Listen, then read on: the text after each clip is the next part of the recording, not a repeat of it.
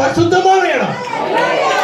காரணம் என்னன்னா அவர் வந்திருக்கிறார், அவர் இருக்கிறார பரிசுத்தம். நம்மகிட்ட நிறைய அசுத்தம் இருக்கும், அருவருப்பு இருக்கும், தவறு இருக்கும், பிழை இருக்கும். அதையே நம்பி உன்னை கெடுக்க கூடாது. ஆனா அதை அறிந்த ஆண்டவர் உன்னை பரிசுத்தமாக்க விரும்புகிறார்.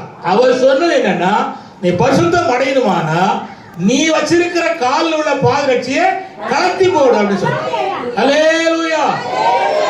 உன்னை நான் காத்தா மட்டும்தான் உனக்கு பரிசுத்தம். திரும்ப சொல்லுகிறேன், நான் பரிசுத்தவான் தான். என்னைய தொட்டா அவங்க பரிசுத்தம் வராது. என்ன தொட்டா ஒரு நாள் வராது. பட் நான் யாரை தொட்டாலும் வராது. ஆனா ஜெபிக்கிற கிருபை தந்திருக்கிறார், ஜெபிக்கிறோம், அது வேற விஷயம். ஆனா யாரை தொட்டா பரிசுத்தம் வரும்னா ஆண்டவரை தொட்டா மட்டும்தான்